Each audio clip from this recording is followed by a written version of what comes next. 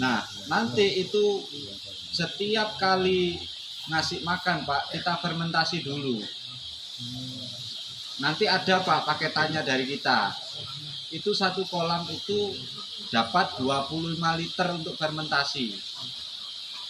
Nah, 25 liter itu 1 liternya untuk 10 kilo.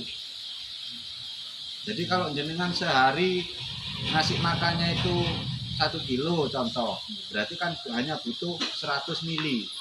Caranya buatnya sore begini buat Pak, tadi sore ini buat untuk dipakan besok pagi, kan ada harus 12 jam. Jadi sore buat untuk besok, besoknya lagi buat untuk besoknya begitu. Minimal 12 jam. Jadi itu tinggal dimasukkan, ditambahi air, bulat, pokoknya basah, udah diamkan Pak. Jangan kena matahari. Untuk pakan besoknya. Begitu. Jadi fermentasi itu sebenarnya isinya adalah bagian flok Pak.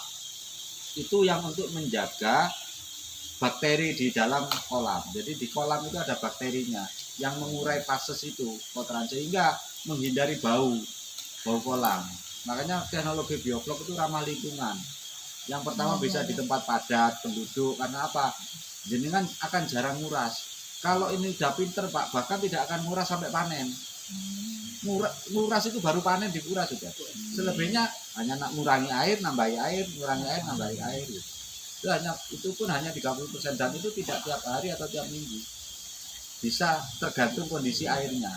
Nah, soal kondisi airnya bagaimana, ini yang dibutuhkan dikurangi airnya atau ditambahi airnya nanti sambil berjalan.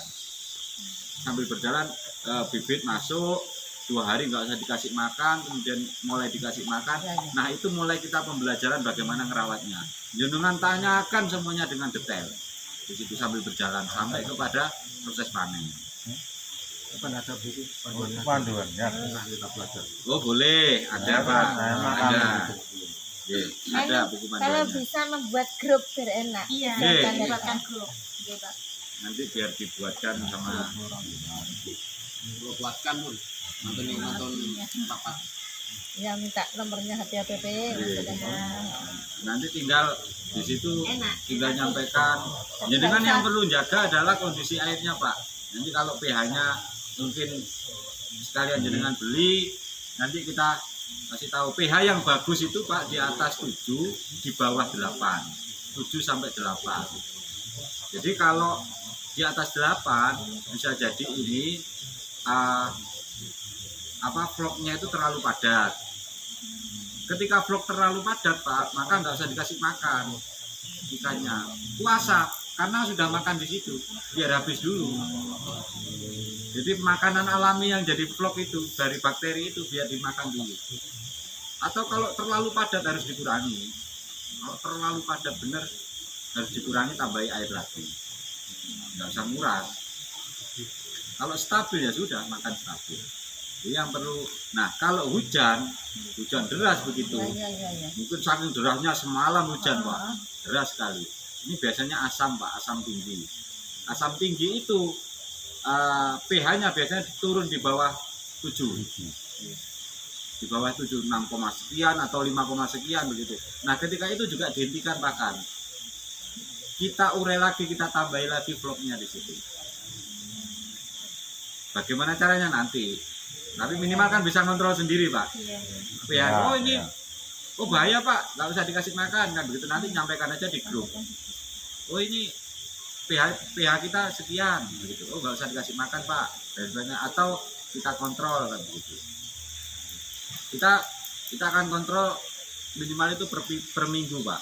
Jadi per minggu. Tapi ketika ada sesuatu yang urgent, ya bisa langsung kita datangi.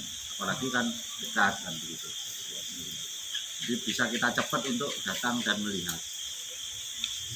Sama Pak, tamu-tamu saya itu juga dari Lumajang sama kemarin malah 4 kolam kalau enggak 5 kolam gede-gede kolam tanah itu kena cacar air semua, bukan gurami.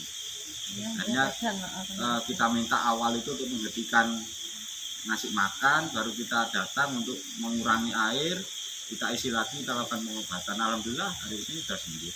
Di seminggu aja udah sembuh. Nah kalau itu terlanjur ya mati Pak. karena akan muncul bintik-bintik putih dan lain sebagainya. Ya terus Kurang. caranya itu gimana? Menghilangin. Ada, Bu. Ada. Jadi itu sudah masuk ke, sebenarnya kalau penyakit itu kan dari kualitas air. Ya intinya kalau kualitas air terjaga insya Allah nggak ada penyakit. Cuma kalau nila itu lebih enaknya tidak seperti lele contohnya. Lele itu harus benar-benar konsentrasi kalau merawatnya. Kalau nila agak santai. Cuma nila itu kebutuhannya adalah aerator. Di aerator memang sangat dibutuhkan. Jadi semakin kuat aerasi maka semakin bagus di pertumbuhan ikan. Target kita Pak sebenarnya ukuran bibit yang kita tebar itu 2,5 bulan kalau normal. Kalau bagus 2,5 bulan sudah bisa panen. Maksimal 3 bulan lah. Tapi kita pakai angka paling, karena ini belajar ya Pak ya. Kita pakai angka paling tertinggi 6 bulan sudah. Padahal enggak sampai segitu. Jadi memang yang pertama tergantung bibit untuk jadi kualitas bibit dan sebagainya. Kita pakai bibit Mona Lisa Pak, jadi yang siripnya agak kemerah-merahan itu. Oh yang itu ya. Itu Mona Lisa.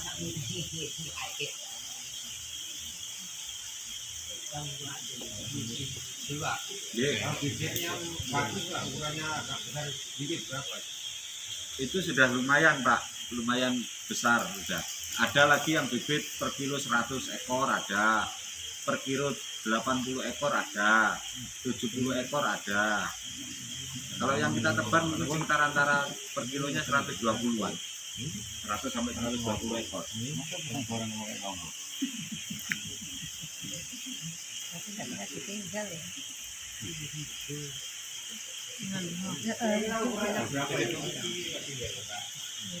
Kalau jenengan ada grup nanti saya kirimkan gambar videonya, Udah enak-enak di grup enggak langsung. ada ukurannya di situ, Jadi enggak langsung. ada bentuknya. Ya nanti wis Itu kalau sentiannya itu 912 Pak. Ya. 912. Pak, gelombang 2 kapan Pak? Sampai seminggu. sudah dipesankan, tinggal pengiriman jalan. Tenang. Aja panas. Bareng-bareng panennya bareng. Tiga barengnya panen ya. Panennya gak bareng. Iso 2,5 wae.